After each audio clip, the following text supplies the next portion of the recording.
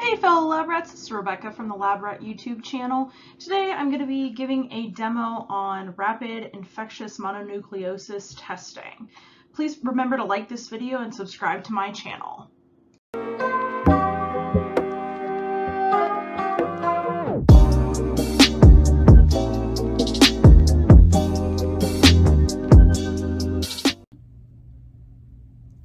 So today we are going to be demonstrating the SureView Signature Mononucleosis test.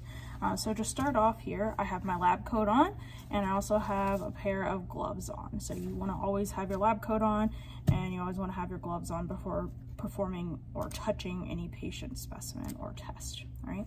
So the SureView Signature Mononucleosis test is a rapid qualitative test for the detection of infectious mononucleosis heterophile antibodies in serum, plasma, or whole blood. Now, whether or not you use serum, plasma, or whole blood is entirely dependent on your laboratory's standard operating procedure. So whatever your laboratory uses, that's what you need to follow. Qualitative testing is going to give us a yes or no or a positive or negative result for this infectious mononucleosis. So in comparison to quantitative testing, quantitative testing would tell you, like how much mono is present. That doesn't even make any sense. It's going to be qualitative, meaning yes or no, this patient has mono. Mononucleosis is actually a virus that's caused by the Epstein-Barr virus.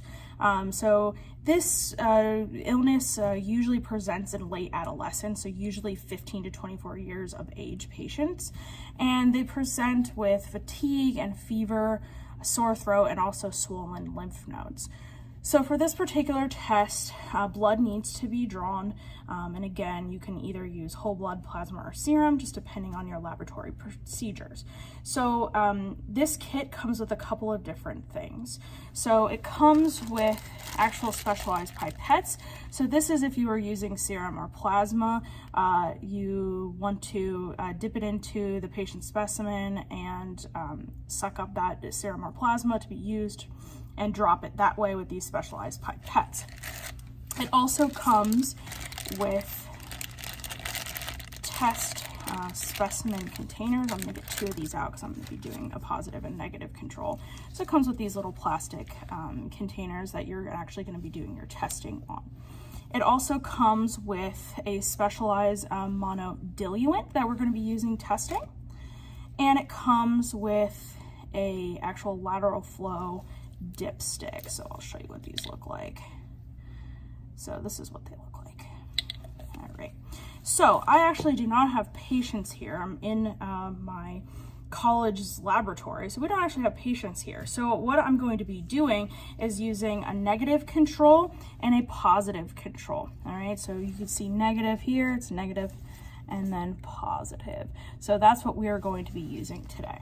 So the first thing that I want to do is label my specimens.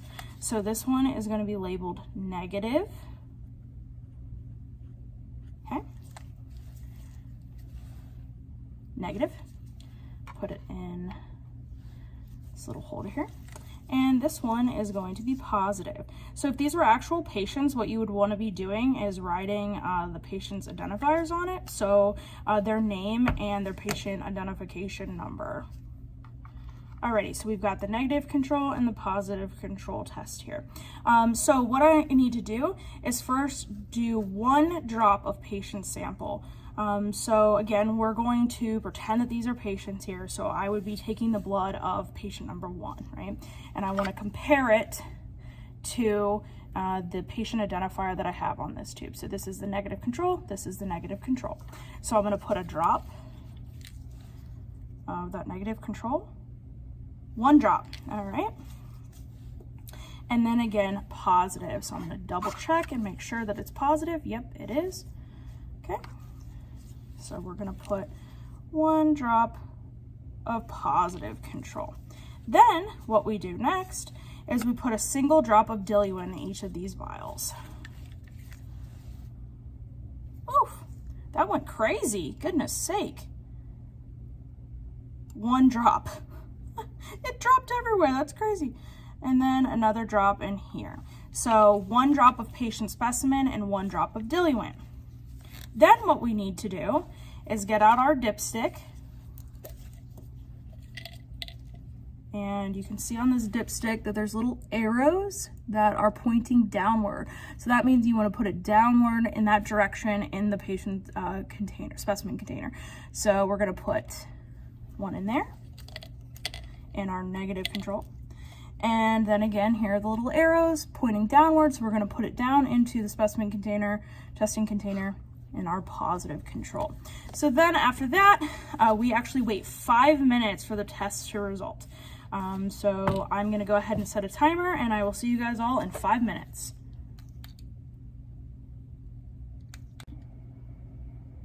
Okay, so we're back after that 5-minute mark. We've got our positive and negative controls for our mono rapid test.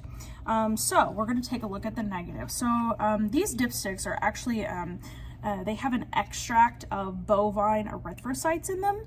So these are actually cow red blood cells. And so these cow red blood cells react towards the infectious mononucleosis heterophile antibodies. So once this dipstick is placed into the specimen vial, the liquid specimen migrates up the membrane that is loaded with these red blood cells. And if the infectious mononucleosis heterophile antibodies are present in the sample, they will bind, and it causes the lines to appear in this test. So here's our negative result. Hopefully you can see it. So there is 1 single line here on this test in the control well. So this is a negative result. There would be 2 lines present if it was positive. So what if there was no lines present on this test, right? That means it's invalidated. You have to have this control line on it in order for it to be valid. So if there was just a positive result and no control line, you still could not accept it. So this is a classic negative test, which makes sense because it was the negative control. Now let's look at the positive one, right? So what should we see here? We should see 2 lines, right? A control line and then a positive line caused by that reaction with those heterophile antibodies. Yep, we got it. So hopefully you can see it. So the top line here, this red line, is the control line saying that yes, this strip does work.